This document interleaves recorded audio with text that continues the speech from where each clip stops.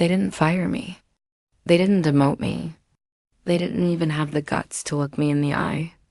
They froze my salary and expected me to smile through it like a polite little spreadsheet ghost.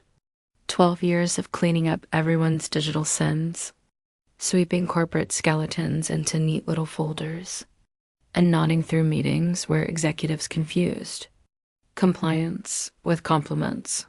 And then one lip gloss powered tyrant decided I needed to be taught a lesson. That's when I remembered systems don't forget, and neither do I. Quiet compliance, boiling intelligence, and the first crack in their perfect glass office. Her name was Lena Mitchell, and she had a voice as smooth as corporate wallpaper.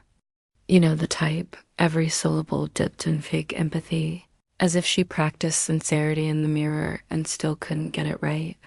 She called me into her office with that soft threat smile, the kind managers use when they want you to know they've already decided your fate, and the meeting is just a performance review version of a funeral.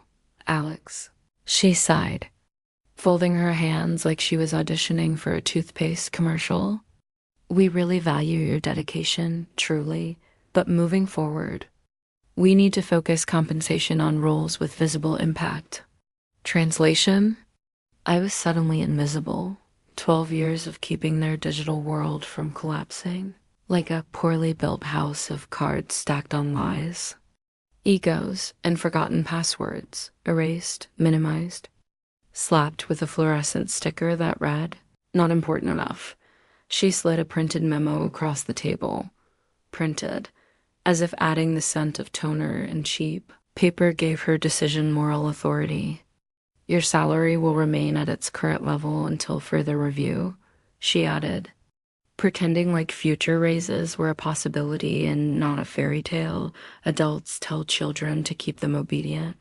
I stared at the paper, not because it shocked me, but because I knew what came next. There's a certain flavor of disrespect that doesn't sting. It awakens. It straightens your spine, clarifies your vision, and strips emotion clean off your bones, I could have argued. I could have defended my years of work. I could have reminded her that everything our system did, logged, tracked, alerted, automated, existed because I quietly built it in the background while executives played.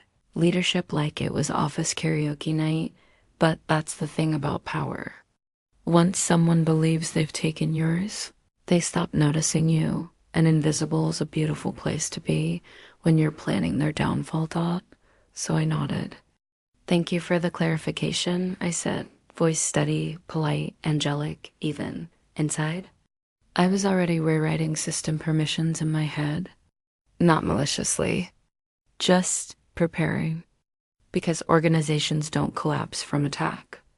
They collapse from truth. And I knew where every truth in this company lived, and every lie they buried with it. That little compliance workshop wasn't a workshop. It was a public flogging in corporate font.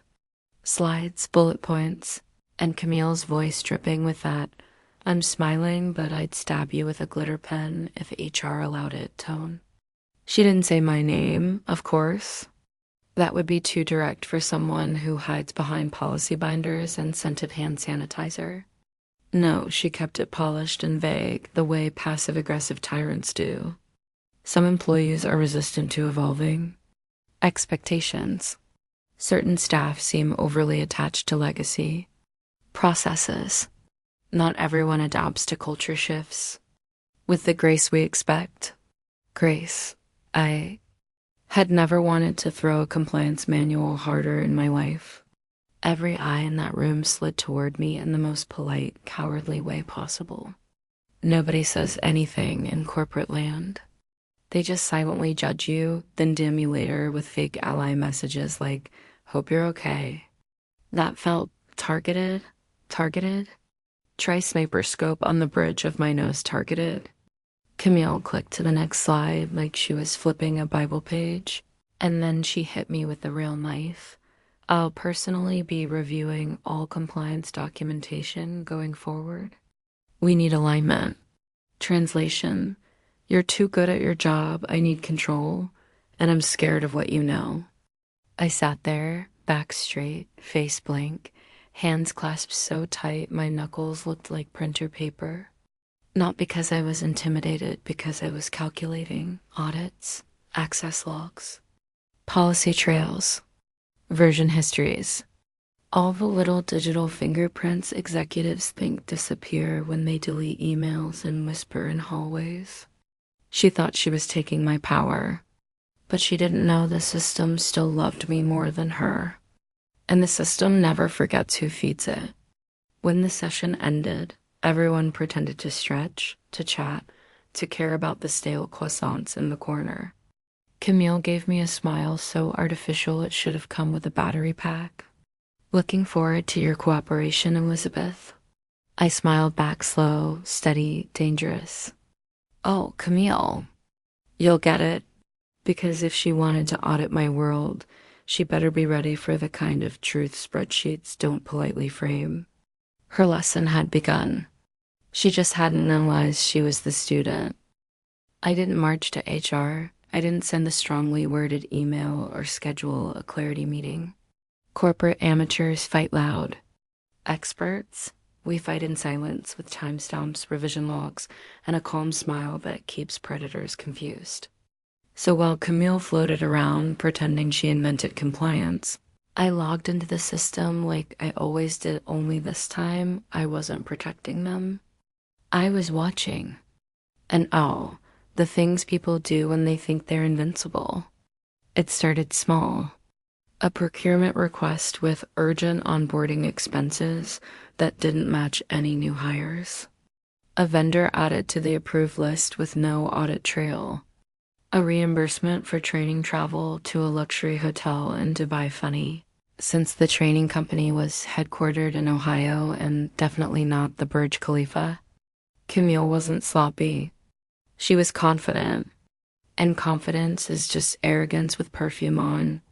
She thought her new authority meant the system would bend around her. It didn't. It whispered to me instead. But catching a corporate narcissist isn't about screenshots, it's about timing. So I didn't move yet. I smiled. I attended meetings. I nodded at her ridiculous synergy plans. I clapped politely when she announced new transparency initiatives, which was rich, considering her spreadsheet sins were stacking like unpaid parking tickets. That week, she called me into her office. Glass walls, designer mug, fake plant, trying its best to look expensive. So how are we feeling about alignment?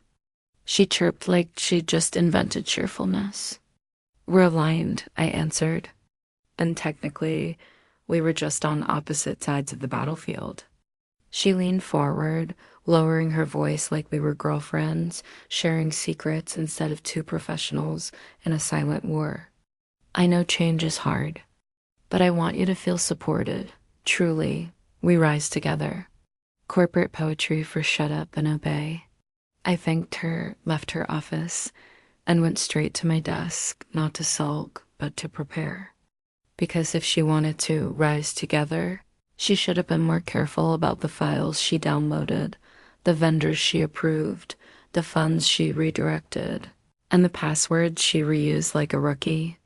By Friday, I didn't just have evidence. I had a timeline, financial anomalies, approval signatures, IP logs, and cross-department email trails. Not suspicion, not theory, proof. She had weaponized policy. Good, because I was about to weaponize truth, you said.